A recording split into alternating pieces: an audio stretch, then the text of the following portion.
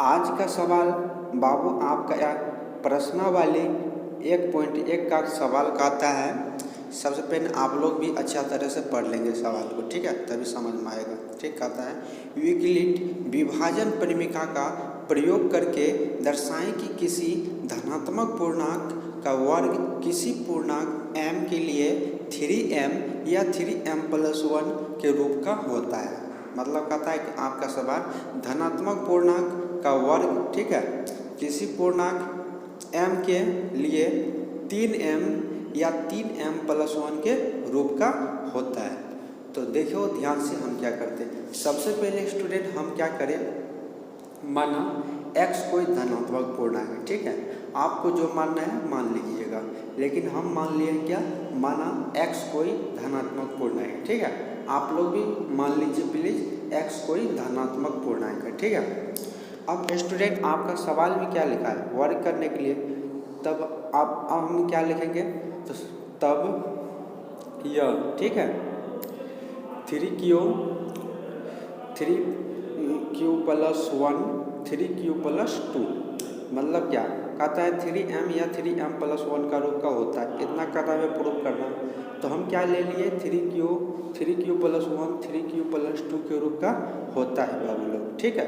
तो आप लोग समझते हैं तो कमेंट बॉक्स में दें, ठीक है, रूप में होगा, ठीक है स्टूडेंट।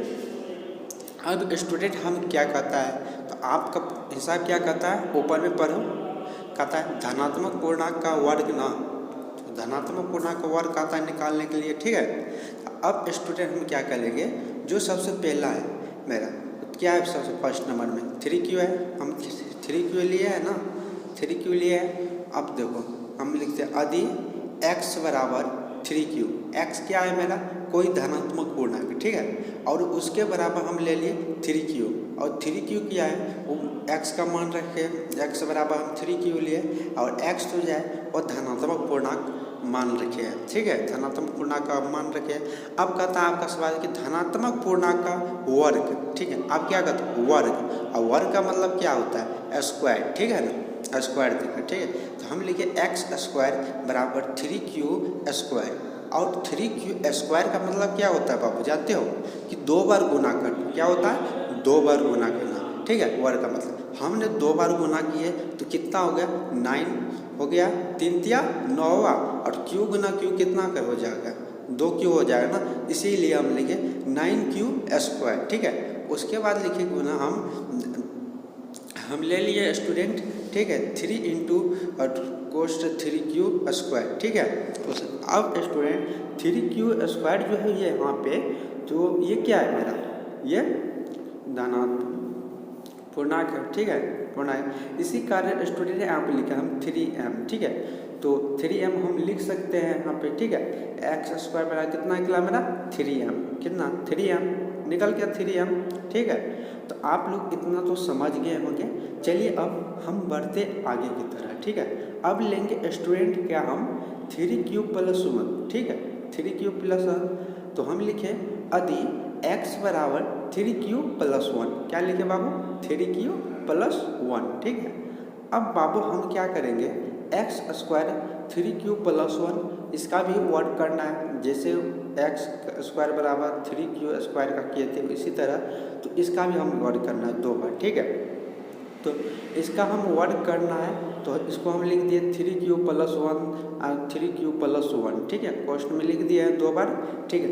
अब इसको हम गुना करेंगे, 3 को 3 से कर देंगे गुना, तो कितना हो जाएगा बाबू 3 तिया 9 हो जाएगा, और q को q से गुना करेंगे तो कितना होगा q² होगा। इसी कारण बाबू हम लिखे 9q², मतलब क्या 9q²। अब 3 को हम 1 से करें तो 3 का 3 हो जाएगा, और 1 से 3 के करेंगे गुना कितना हो जाए 3 हो जाएगा। इसी कारण हम बाबू यहाँ पे लिख 3 3 क्या हुआ जुट गया, और 6q हो गया, ठीक है। 1 को गुना करोगे 1 से कितना हो जाएगा 1 हो जाएगा ना, तो इसी कारण लिखे स्टूडेंट +1, ठीक है। अब स्टूडेंट हम क्या करेंगे 3 cos 3q² को हम क्या करें निकाल दिए, ठीक है, तो 3q² + 2 अब +1 लिख दिए, ठीक है। तो 3 को 3 से करेगा 3 से 9 हो जाएगा, और 3 दूना 6 हो गया, और प्लस जो था बगल वाला 1 है, ठीक है। तो इसको हम पूर्णांक पूर्णांक है और इसको हम लिख सकते हैं 3m के रूप में, ठीक है। तो जैसे उधर समझाए आपको 3m के रूप में हम लिख सकते हैं बाबू। तो 3m प्लस वन कौन है, वो बगल वाला है आपका, ठीक है। तो एक्स स्क्वायर बराबर इतना निकल गया। ये क्या हुआ, मेरा दूसरा समीकरण निकल गया, ठीक है। पहला समीकरण देख लिए, दूसरा समीकरण देख लिया, और चलिए अब तीसरा समीकरण लेंगे। अब एक्स वाला में कितना लेंगे बाबू, तो इतना आप तो समझ गए। चलिए अब हम सबसे पहले हम डिटेल खींच लेंगे, ठीक है। अब चलिए हम डिटेल खींच लेते हैं क्योंकि जगह नहीं है, तो डिटेल हम खींच लिए बाबू। अब क्या करेंगे हम, यदि एक्स बराबर 3q + 2 ले लिया, तो आपका 3q एक्स बराबर था 3q + 2। तो इसका भी हम क्या करेंगे, सेम टू उसी तरह से वर्क करना है। क्या करना है बाबू, तो वर्क करना है। और वर्क का मतलब क्या होता है, 2 बार करना है। हम बार बार आपको बता रहे हैं, ठीक है बाबू। तो 3 को 3 से गुना करेंगे तो कितना हो जाएगा, 3 को 3 से करेंगे गुना, तो 3 तिया 9q हो जाएगा। और 3 को फिर इधर 2 है, 2 को 3 दूना 6 हो जाता है। और फिर 2 से 3 को कर दिए गुना, कितना हो जाए 6, और 6 गुना 6 कितना हो जाएगा, तो 12 हो जाएगा ना, 12 हो गया। अब 2 को हम 2 से कर देंगे तो 4 हो जाएगा ना, ठीक है। अब बाबू क्या करेंगे मेरे प्यारे सोना बाबू और स्टूडेंट, तो अब क्या करेंगे हम, तो 9q स्क्वायर प्लस 12q और प्लस वो 4 जो है ना उसको हम 3 + 1 लिख देते हैं, ठीक है। +1 लिख दे। अब हम क्या करना है, 9q + 12q + 3 का ही हमको निकालना है, ठीक है। तो हम 3 तिया कितना हो जाता है, 3 तिया कितना होता है बाबू, तो 9 होता है ना। और 3 बार में कट गया ना, तो इसीलिए हम लिखे 3q स्क्वायर प्लस 3 चौका 12q + 1, और 3 का जो प्लस वाला है बगल वाला 1, वो बगल वाला 1 लिख दिए, ठीक ना। 3 का 3 ही होता है, इस कारण 1 लिखे हम, ठीक है, क्वेश्चन में, ठीक है। अब बाबू क्या करेंगे, तो हम क्या करेंगे, ये क्या हुआ 3q + 4q + 1, ठीक है। ये मेरा ये है निकल गया। अब स्टूडेंट हम यहाँ पे लिख देंगे हम क्या, 3m, ठीक है। ये क्या है मेरा पूर्ण है, वो पूर्णांक है, ठीक है। तो हम ये अब लिख देंगे 3m प्लस, ये पूर्णांक है। और यह नहीं पूछना कि ये हम कैसे करें, ठीक है। तो ये हम लिख सकते हैं, ये क्या है 3m + 1, ठीक है। तो आप तो तीसरा तक आप समझ गए हैं। अगर आपको कोई भी परेशानी आए तो आप कमेंट बॉक्स में दे सकते हैं।